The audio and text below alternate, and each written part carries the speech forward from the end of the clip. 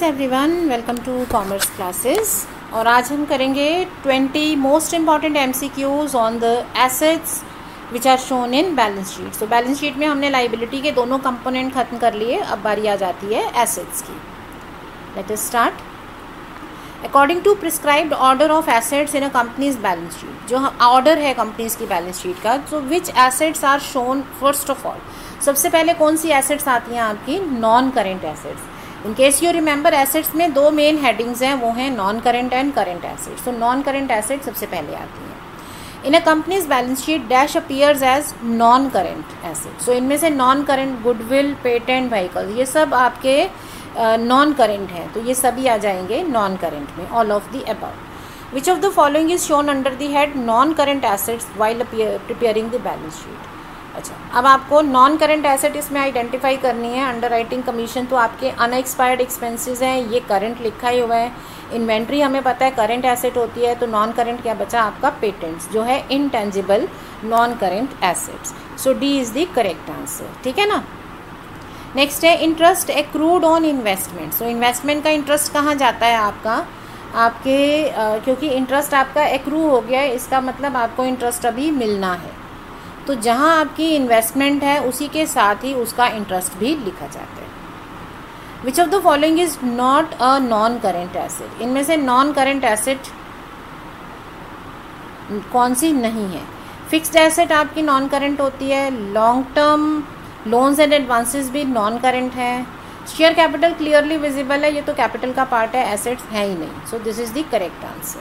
Question number 6, which of the following is not shown under the head current assets. So current assets में क्या नहीं आता है? देखो, ट्रेड इन्वेस्टमेंट आपकी करंट होती हैं, क्योंकि ये आप कभी भी ट्रेड कर सकते हो। इन्वेंट्रीज, अंडर राइटिंग कमीशन, ये सब करंट एसेट्स का पार्ट है। बट जो लाइफ स्टॉक है ये हमारा नॉन करंट होता है, बिकॉज नॉर्मली लाइफ स्टॉक्स आप इमीडिएटली सेल करने के लिए नहीं खरीद रहे हो, ठीक है ना।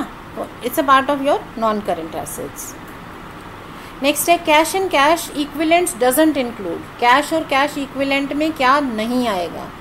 चेक्स, बैंक बैलेंस, कैश, ये सब कैश का पार्ट होता है। लेकिन जो बैंक डिपॉजिट्स हैं फॉर मोर देन 12 मंथ्स, ये आपके कैश इक्विलेंट्स का पार्ट नहीं होता है, ये आपके लॉन्ग टर्म एडवांसेस आ जाते हैं, उसमें आते हैं, ठीक है। नॉन करेंट हो जाते हैं क्योंकि इसका टाइम पीरियड ही 12 मंथ से ज़्यादा है।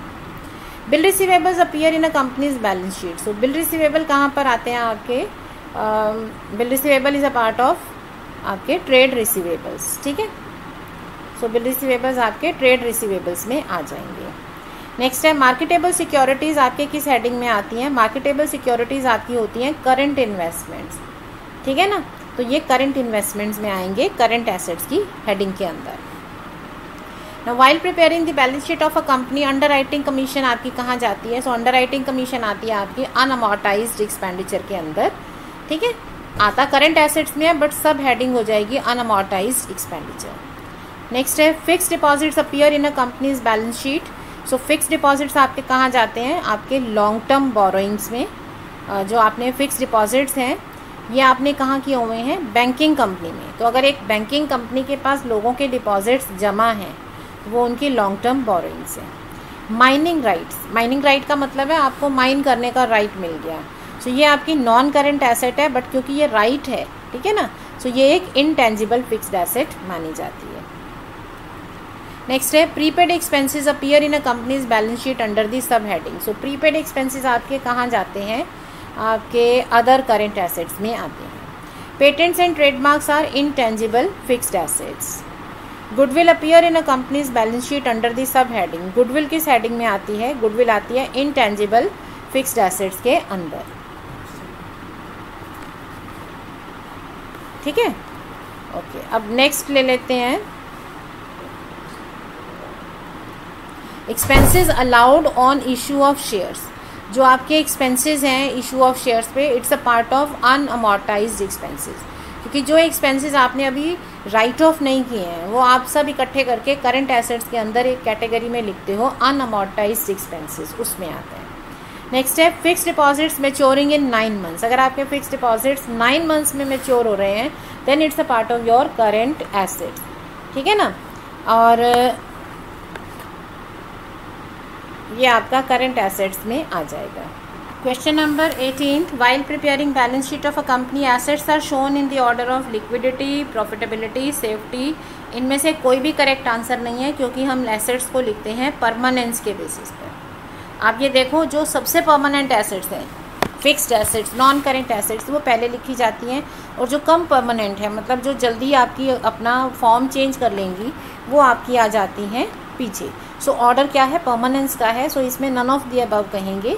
ऑल्दो कई बार बच्चे कंफ्यूज हो जाते हैं कि लिक्विडिटी इज़ द आंसर, कि कितनी एसेट लिक्विड है, बट एक्चुअली हम लिक्विड का ऑपोजिट फॉलो कर रहे हैं। हम ये नहीं देख रहे हैं कि लिक्विडिटी मतलब कितनी ईजीली हम कन्वर्ट कर सकते हैं कैश में।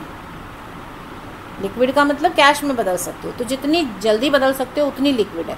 तो लिक्विडिटी की उल्टा हमारा ऑर्डर है। हमारी लिक्विडिटी, जितनी लिक्विडिटी एसेट में होगी उतनी वो पीछे जा रही है हमारी बैलेंस शीट में। आप देखो, आप पहले लिखते हो नॉन करेंट एसेट्स, है ना, फिर करंट एसेट्स। करंट एसेट्स में भी अगर आप याद करो तो इन्वेस्टमेंट होती है, फिर आपके पास इन्वेंट्रीज होती है, ट्रेड रिसीवेबल, फिर कैश एंड कैश इक्विवेलेंट। तो जो जितनी जल्दी आपके कैश में कन्वर्ट होती है वो पीछे है। तो लिक्विडिटी नहीं है, कंफ्यूज नहीं होना, ये परमानेंस का ऑर्डर है, ठीक है। अब नेक्स्ट है हमारा, while preparing balance sheet of a company, computer software कहाँ जाते हैं? कंप्यूटर सॉफ्टवेयर्स होते हैं हमारे इनटेंजिबल एसेट्स का पार्ट। सो ये इनटेंजिबल्स हैं, फिक्टिशियस नहीं है, रियल एसेट्स हैं ये। ओके, फिक्टिशियस मत समझ लेना, ये इनटेंजिबल है।